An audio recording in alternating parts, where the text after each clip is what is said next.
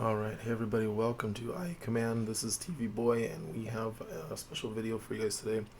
Also, please forgive my voice here. I'll turn off the desktop audio as well. I've got a bit of a sore throat and a cough, but I'm going to push through it here. I've got some cough drops and some water, so don't even worry about it. It doesn't hurt right now, but my voice is a little shot, but I wanted to do this video before before they got too late in the week, because season 7, the community vote is now open.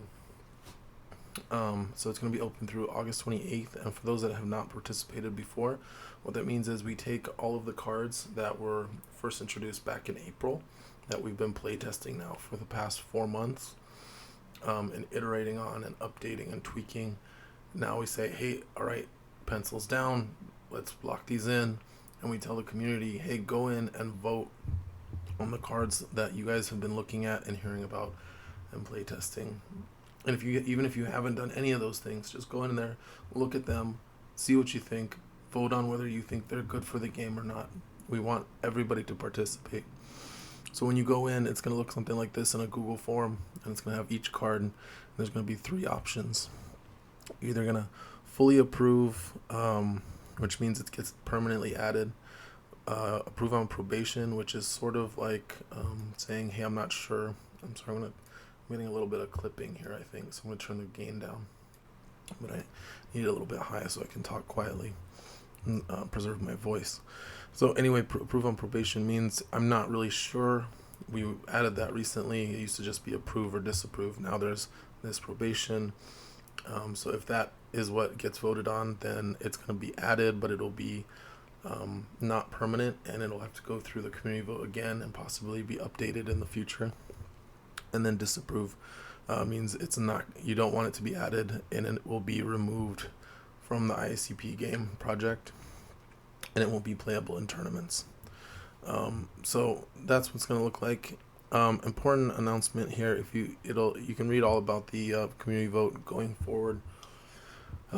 It's on the website, on IA Continuity Project website. Something important I want to mention is that the Mandalorian Rising Phoenix, this guy got playtested at the very end with a 2-point increase, and a lot of people were seeing that he's just still maybe not too strong, but it's just he does so many things. And a lot of people were saying that he just has so many abilities and traits, and he doesn't really have any weaknesses. So even though he felt a lot fairer to people at 13 points, if you count Clan of 2 being included, it just wasn't a very positive play experience for people to play against him still. So because of that, he was on probation from last season. We were removing him from the vote for this season, for season 7, and he may or may not come back. We're not sure yet. We're going to look at, we're going to keep looking at designs and ideas, and we're also going to keep paying attention to the TV show and looking for inspiration there, because this, of course, is the second version of Mandalorian. There's already one in season 4, and that one is completely, totally balanced. Everybody seems to agree that there's no issues with that version. It's just, to some people, it was a little underwhelming, and so that's why people really liked this more powerful version. But we're going to be tabling this guy for a while. I don't know how long, but for the foreseeable future. So that's what I wanted to say about that. You can check it out in the video description below. I'll put a link. But for the rest of this video, I kind of want to use the time to sort of review the cards in Season 7, just kind of touch on each of them. And I also want to compare where they started at the beginning of the season to where they ended up here now, in the final iteration that's going up for vote.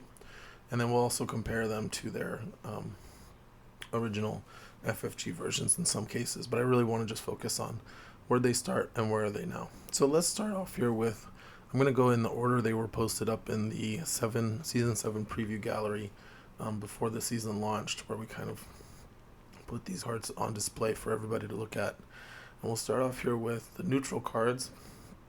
So Smuggling to Compartment, and again, please forgive my voice, but hopefully it is catching the audio enough that you guys can understand me.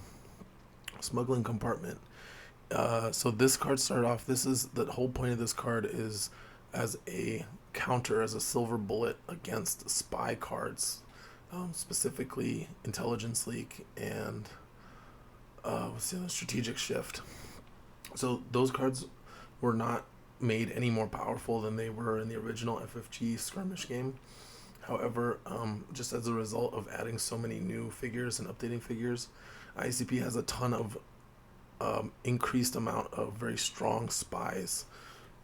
So what we were seeing was just a lot of lists in general were including spies in them by happenstance, especially in Empire and Rebel, since we were a little more careful with giving Scum too many spies to go at their hunters.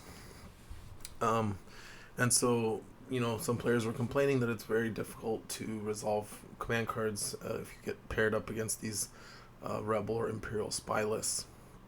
And so we made this card as sort of an answer to that, with the alternative being we didn't want to be nerfing or banning cards from the original game if we can help it, unless they were already problematic before IACP came along, which includes Assassinate on the Lamb. Those cards were problems before IACP came along. That's why they're nerfed. So looking at the card here, we've got the final version on the right. The original version on the left, it did change. It's mainly still pretty similar though. You've got the first ability lets you, once per round, you can hide the cards in your hand off to the side if your opponent tries to resolve an ability that would look at your hand or do something to your hand. And then if you don't use that, you can exhaust. You can actually, even if you do use it, I think, let's see. So that was changed too, but the second ability lets you kind of rearrange the top card of your deck and bottom card of your deck before you draw for the turn. So this got updated, and now in the beginning you couldn't use that with spies. Especially I was very worried that if you put this like this, if this could be paired up with spies, this wouldn't really be a good answer to spies. It would just make spies that much stronger. But a lot of people pointed out that probably wasn't the case, and it was probably a little bit over designing, and it really did make the text box quite a bit longer. So after getting a lot of feedback from the community, we removed that restriction, and so far in playtesting, we have mostly seen it played in non-spy lists, mostly to protect the powerful command cards of specific figures like IG-88 and Luke Skywalker, to make sure that those command cards do not get disrupted, because they're very critical to those figures' efficiency. So that's been good. It's been kind of doing what it's meant to do, which is to be an answer to having your command cards disrupted, but you have to pay a point for it, and also helping you dig towards those command cards without putting extra cards in your hand. So Smuggling Compartment has been pretty good success. We also updated the second ability so you can look at both the top and bottom at the same time. The reason for that was just we saw the numbers, the data for the Smuggling Compartment was very bad. It was not winning. People putting in their list were losing a lot, so we made it a little bit more powerful. And yeah, it has helped it a lot, certainly.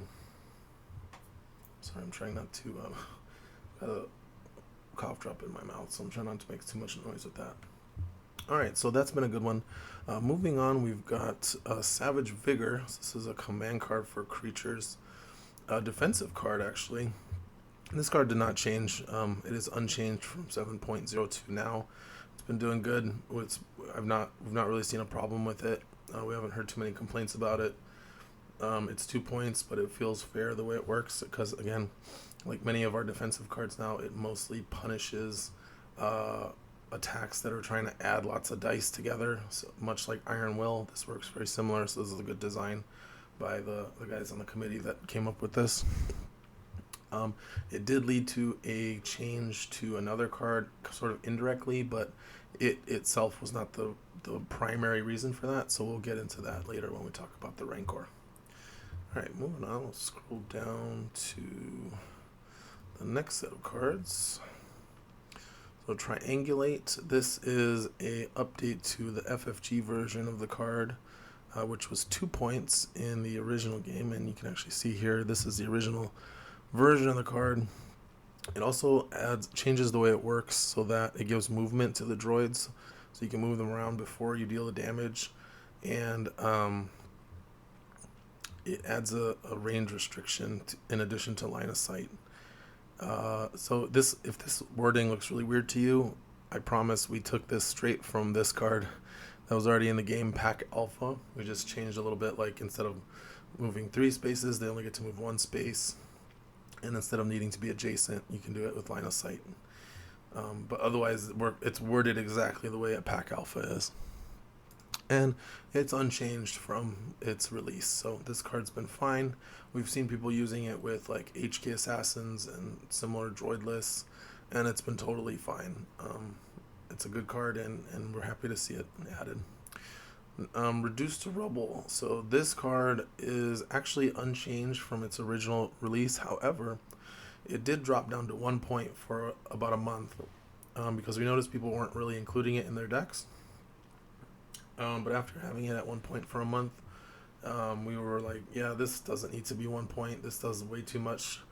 Has way too much value for 1 point. So we bumped it up back to 2, and I think a lot of people agreed that it's probably just a consequence of the playtesting where people have to use Season 7 cards, and there wasn't a big heavy weapon focus in Season 7. Okay, moving on, we've got the final generic card. This is of no importance. So other than having a slight wording change to make sure the timing works and new artwork, this card is unchanged from its release. I think it's okay. It's pretty. It's actually, I think, deceptively powerful, and it slows the game down to kind of give the Swarm player a chance to win on VPs. It's an interesting card. It doesn't accelerate the game the way that most Scum VP cards do. The original version, it was 2 fewer VPs, and it was when the last figure in a group is defeated, to go with the old rules, the way those worked. For those that don't know, it was FFG changed rules when Jabba's Realm came out, so that you score VPs when you defeat a figure, rather than in the old days it used to be when you defeated the last figure in a group is only when you scored the points. So I think this card's okay. It's not really the style of card I like in the game that's slowing things down and making things like hampering progress, but this card didn't seem to do anything too egregious during playtesting. Alright, moving on to Rebel cards. So we're starting off with this guy, Heir to the Jedi. Let's get rid of that. So this is the update to Luke, sort of an attachment for him. 0 points, it adds a reroll to both versions of Luke, and then it bumps up the Luke hero of the Rebellion by giving him +1 damage to his attack, and if he does Saber Strike, or only to his ranged attack, and if he does Saber Strike, he becomes focused. So, looking at Luke here, Jedi Luke is doing okay, but a lot of people at the end of Season 6 were like, yeah, it still feels like he needs like a reroll or something. So this adds it to him, because he did go down to 10 points, but people were still feeling like he needed something. And then the other problem was nobody's playing this version of Luke. The 7-point version just didn't seem to be getting any competitive play, even at a -3 point reduction. So this really bumps up his efficiency. But we found he's still quite balanced. He's not gone above 60% win rate during the entire playtest. So this card was actually unchanged since its release. Now going down to Leia. Leia definitely had some changes. I'm going to zoom out here. So, I'm going to zoom out on this one so we can see more of the card.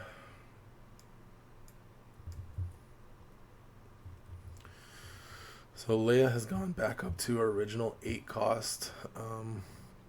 She also lost 1 movement point from battlefield leadership. We found players were saying it just was making it way too easy to abuse that ability and get attacks from very safe positions. And her health also went up by 1 to go up with the points increase. So quite a task trying to balance this version of Leia. We did want her, or I know I want to see her be powerful and be a big part of the meta. But we definitely needed to temper that with the needs of the format and to make sure that she is balanced and not just completely overpowered. We're trying to avoid doing that. So that's Leia. And Leia's command card also got an update because she is a Force user in the new version, to let her play better with Luke Skywalker and Force user lists. So we had to change her command card since it was redundant. And it did get an update. It used to, at first it just recovered 3 damage, but we noticed that was making her pretty tanky and kind of hard to kill when you combined it with Knowledge and Defense and Heart of Freedom and cards like that. And we also wanted to give another way. We really want people to build around military efficiency. That's at least what I was really pushing for, which is why we kept it as not having a surge cost, because that's the cool part of her that makes her unique and interesting to build around. So having it draw a command card on her command card helps you dig for those cards that you shuffled back in with military efficiency. And so far it's been doing quite well. And also being able to play command cards like Son of Skywalker or Vanish or things like that have been pretty cool to see her like as a supporting ranged figure in a Force user list. So moving on to Zeb. Zeb also had quite a few changes. As you can see, he went down from 3 abilities to just 1. And he lost Obstinate, so he was able to keep Focus and Hidden. And then Lasat Honor Guard also changed. So instead of adding +1 to his attack results, now it's if he rolls a bad result with just 1 symbol, you can change that to any side of the die. Zeb started off, he was not doing well with this original version in playtesting. He was not winning as much as we would have wanted, which is closer to 50%, down in the 30s. So we removed Obstinate and kept the rest the same, and we found that he just was rolling these god rolls of like 6 or 7 damage on his 2 dice attacks, and then adding to it with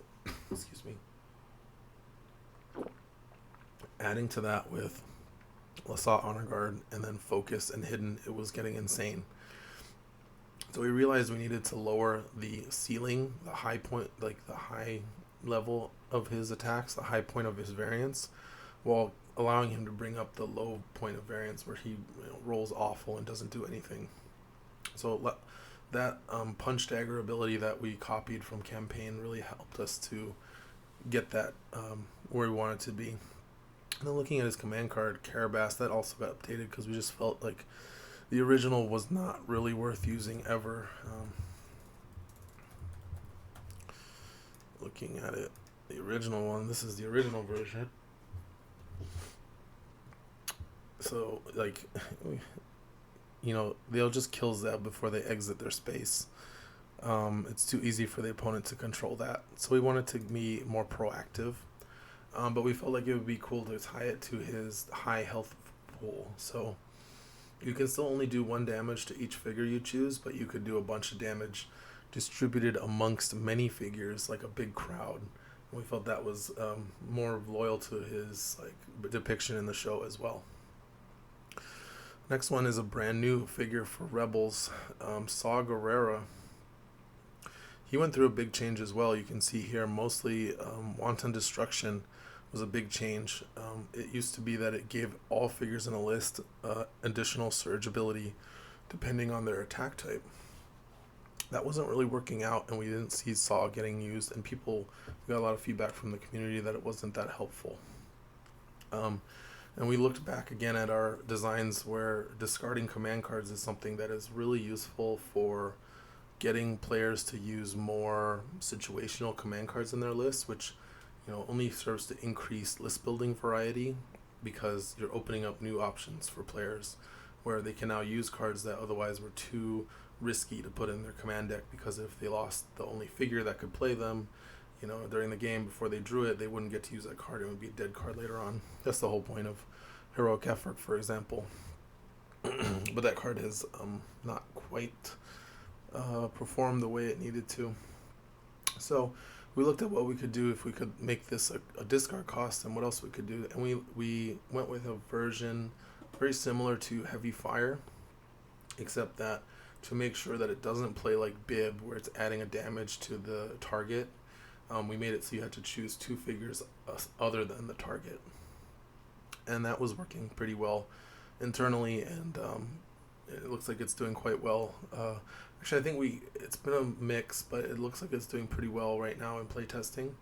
But players seem to really like it quite a lot better than the old Wanton Destruction, where you have to spend a surge during your attack to even use the ability.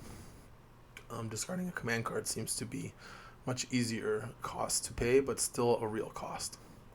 And then his command card actually hasn't changed. We haven't heard much about it, but people have said it's interesting and it's different, and it causes them to play differently when they put it in their deck, so we're pretty happy with it. It also has the potential to be quite powerful, giving a lot of figures hidden and a block token.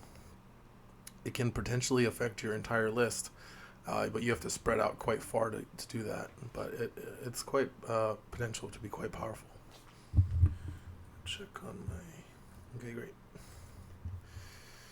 So that was Rebels. Now we're going to move into Empire with the Grand Inquisitor getting an update.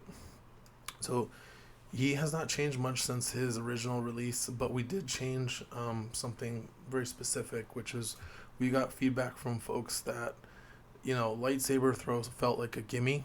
It felt like it was just automatic and there was no reason to not use it. We had designed precision to only work against adjacent figures to encourage players to choose between either lightsaber throw and a regular attack. However, people were still just using lightsaber throw against adjacent targets so they could get the ranged cleave. And so people were less like, I just always use lightsaber throw even if I'm attacking an adjacent target, and that made sense. So we changed lightsaber throw so you had to target a non-adjacent figure with it. So now you truly had to choose, are you going to use lightsaber throw and get the ranged cleave, or do you want to have access to that reroll so you can shore up his sort of swingy dice pool, and that way you would use a regular attack with precision. And so far that's been working out really well. We've noticed that also his win rate has balanced out quite a bit more, and he's not able to high roll quite as insanely as in the past where he would get a reroll to get a ranged cleave. Cleave 3 is quite powerful. Moving on, okay, the Shore Troopers. So these guys started off at 6. That was the big change. But what happened is at 6 points, there's just too many ways to chain activations with them, with other cards, including Strength in Numbers, which has a limit of total cost 12. In addition to Squad Swarm, which can still be played with them, but also Death Troopers have a cap of 6 points. So when you have a Mortar Trooper equipped to them as a squad upgrade, and for those that don't know what that looks like, they have this unique squad upgrade for them, the Mortar Trooper. So yeah, when you're adding that into the mix, and you're able to chain what is effectively a 10-point group with another 10-point group with Strength of Numbers, or doing it with a Death Trooper into another Death Trooper, etc. It just was too much. So ultimately we ended up raising them back to 7 points, but keeping the figure cost 3 so they could do reinforcements and not give up as much victory points when they die. I think there's still some controversy with these, whether these got nerfed too much, but definitely they don't work as 6. I think that's pretty assuredly, especially after we've tried like Kane Somos at 6 and that didn't work for pretty much the exact same reasons. There's just too many cards that work with 6-point deployments that chain activations that prevent it. So Shore Troopers are going to be at 7-3 for this vote. Moving on, we've got the command card Lure of the Dark Side. This is for Imperial Force users, and this is an update from old command card from the core box, I believe. This is what it used to do. Pretty simple, but also pretty unplayable. You're trading 3 points and a card from your hand to just do something you could already do, which is perform an attack with a figure. And most Force users are, pretty beefy attacks, so you're giving up your regular attack, melee attack most of the time to use this. So That got redesigned, so now you are adding damage to the attack, and I think there's this had a 3 space limit, which made it pretty hard to use. So, and you're also dealing strain to the target. So this got a couple of updates. So the first one was that people didn't like that it could reach so far into their backlines with the infinite range on who it could choose. So we changed that. We changed that to 4 space limit, but that ended up not being played. Like, nobody put that in their force user list anymore, so that was a problem. So the most recent update we did was to restore the ability to choose any hostile figure at infinite range within line of sight. However, to help give it some counterplay, you can only then attack a target that is within 4 spaces of the figure you choose. And that's important because it's so complex when you have one figure targeting another figure, then target a third figure. The sight lines there are very difficult to calculate for an opponent to sort of try to counterplay around it. But once you have a hard limit on range, 4 spaces, okay, well, I know that if I keep this figure 5 spaces away from this other friendly figure, I don't have to worry about getting attacked by Lure of the Dark Side. And I think that giving knowledgeable players a simple way to counterplay a powerful card really goes a long way in making it less of a negative play experience for people. Also, just randomly, like you won't be able to randomly have one of their figures shoot back like range 8 into their deployment zone to kill off a support figure. So that's important. So I think this is a big improvement on the original version. Next we have Purge Commanders. They had one change early on in the season. They went from blue-blue-green down to blue-green-yellow. They're meant to sort of be a low-cost sniper unit for Empire. They are also a trooper, hunter, leader. And they have this shock grenade ability and also this coordinated hunt ability to support other hunters. They've been doing decently. From what I've seen, shock grenade can be difficult to use with them. But I've also seen games where people have pulled off the shock grenade plus attack in the same activation against like a melee figure, so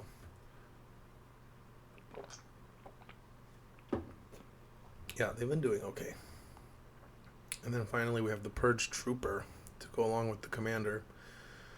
This is a single figure melee unit, and you can see it's changed quite a bit from its original outing. So it lost this defensive cortosis ability that prevented Pierce, and it gained a more offensive ability called On the Hunt that lets it target unique figures with moving an extra 2 spaces and getting +1 damage. And I think I guess I sort of buried the lead here. Their main whole concept is that they have loadouts which are similar to the Claudites' forms, but they can't change loadouts mid-game the way the Claudite can. They pick one and they stick with that for the rest of the game, and it sort of gives you a toolbox depending on what your opponent is playing. And then at the very end of the season, we finally raised their health to 8 from 7. We got a lot of people complaining they were just too fragile.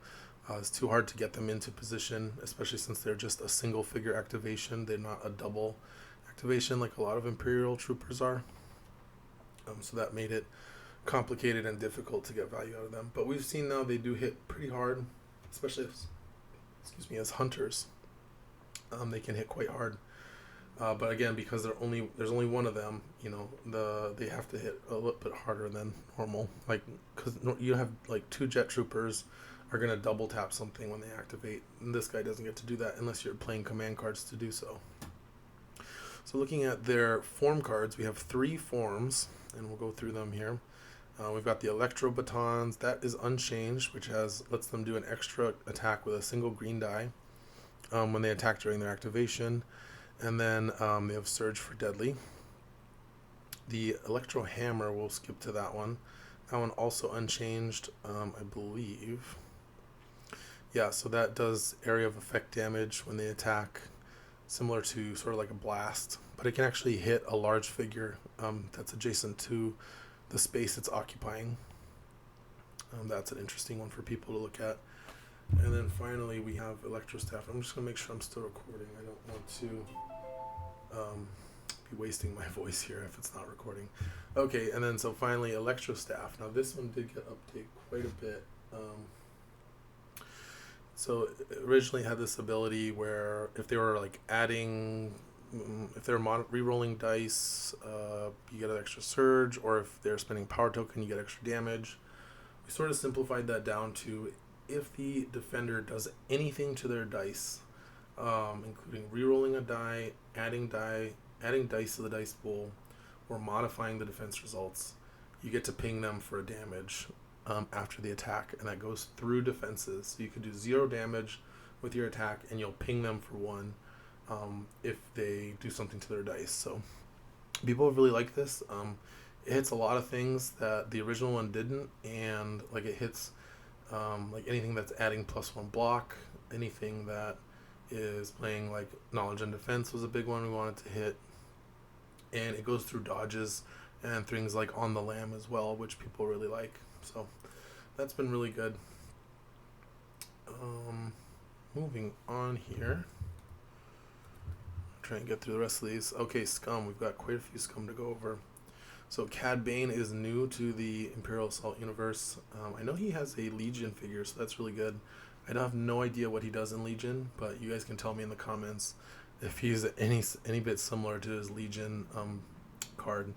So you can read his abilities. The main ones we're playing with here are being a sort of hunter support hybrid figure that instead of adding to the damage output of hunters, which is what they already do, he gives them extra movement outside of their activation, or outside of his activation, which has really actually been one of the more powerful abilities in his arsenal. Like, it's quite subtle, but it really sneaks up on people, being able to give 1 extra movement per turn.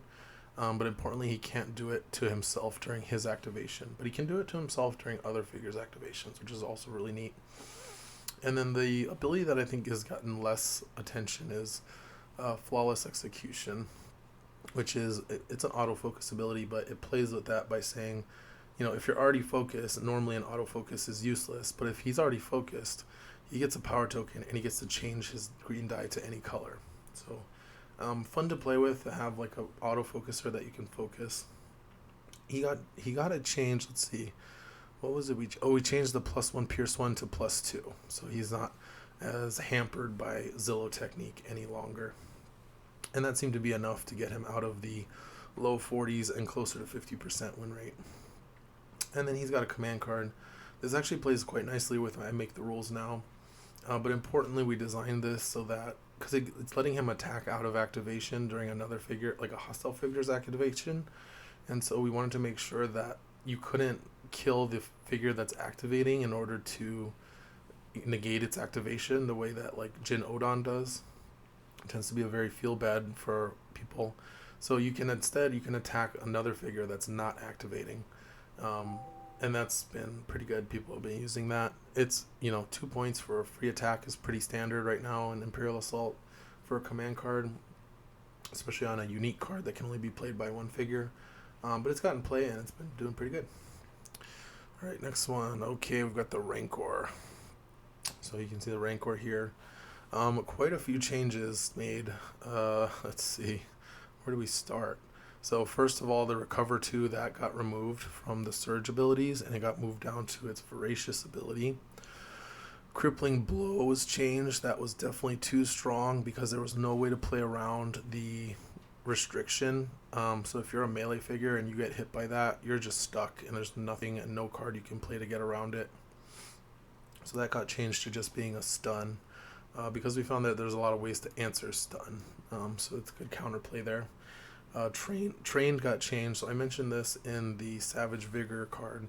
It used to be that you could reroll on defense with this as well, but it was found that in combination with Savage Vigor and cards like Survival Instincts, let's see, I'll pull that up, it was just making it too difficult to take down these creatures, to take down the Rancor when you play Survival Instincts on turn 2.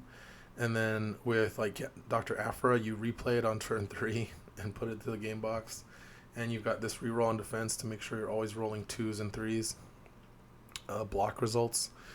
Yeah, the kudos to the folks, to Herbie and Josh and all those guys who were playtesting this and making sure it was balanced. I think they did a really good job catching all this.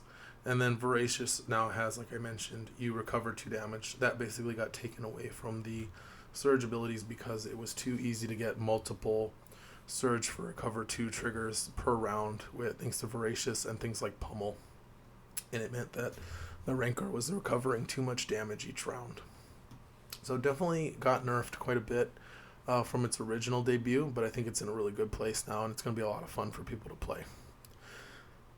Next one is another new character, Taran Malacos. So this is from the same game as the Purge Troopers, Jedi Fallen Order. And the only thing we changed was Fallen Master got changed to say friendly non-companion Force users. This was getting abused with Clan of Two with the Child, and it was letting the Child use cards like Lure of the Dark Side and Force Lightning, and it was way too good using those cards like that. There's just no opportunity cost when you have this companion figure that costs 1 point. Being able to play these super powerful cards that normally cost an action, which are very valuable, but they're not valuable on a companion. So that got identified as a problem and fixed. Otherwise, he's been doing fine. He allows the creation of some really interesting scum Force user lists that we've seen with things like Maul and Mara Jade, and he's been doing really good. Boulder Barrage got changed. So instead of putting the Rubble token in the target figure's space, you can actually put it anywhere adjacent to that figure. So that's actually been really interesting to be able to selectively place a Rubble token within a certain area of a target. It's led to some really interesting play opportunities with him, because otherwise if you're putting a Rubble token on top of a figure, it doesn't cost any movement point for it to just step out of it. So that's been really interesting too. And then his command card, Forbidden Knowledge, has not changed at all. And it actually interacts really well with his Madness ability, we found. I think that synergy was discovered early on in design. But being able to use this at the start of your activation, discard a bunch of cards, recover damage and gain movement points, and then become focused from Madness, it all works out quite well. And it also discourages this card hoarding play that we usually see with lists that draw lots of cards and have big giant hands of command cards. We wanted to kind of subvert that, and I think Josh designed this one. He did a really good job with Taran Malacos. Okay, next up we've got HK Assassins. So these guys changed quite a bit as well. First of all, their surge abilities changed. The surge for +2, that got split up into 2 surges for +1 each. Their damage was spiking just too hard. So that sort of kept the high points kept them from being too high, but helped bring up their floor of their minimum damage. And then they also had to change to Merciless. This actually got buffed. It used to be that it would deal a strain, but we found that players were complaining that it's too easy to avoid the strain, and it also is confusing that it makes it seem like you're supposed to be doing harmful conditions and strain list, when that wasn't the intention. So we made it so it just straight up deals with damage. So that's a buff, and that has helped. They went from being overpowered to underpowered after we nerfed them in the middle of the season. But then we gave them that buff to Merciless, and players have found that it's been a nice trade-off of losing the surge for +2. Alright, moving on to hired guns. They also got a change. Let's see. Oh, they used to have surge for Pierce 2. It got changed to a surge for +1. They were quite powerful, but they've actually been doing quite well now in their new iteration for the past 3 months. They're a nice little swarm figure. They don't do too much damage, but they do a decent enough amount that you have to actually respect them and play around them. But they're not as ignorable as they were in their original FFG iteration. And then finally we have Punishing Strike. This card is unchanged from its debut. It's been doing good work, making the harmful condition list able to stun off of a weaken or a bleed has been very valuable, but it's worth the 1 point you have to pay for it. And I think that's it. So that's all the cards from Season 7, where they are now. I hope you guys enjoyed that. I hope that's very helpful to you guys who are going to be voting soon. And check the channel back for more information and more playtest videos. All right, thanks everybody for watching. See you later.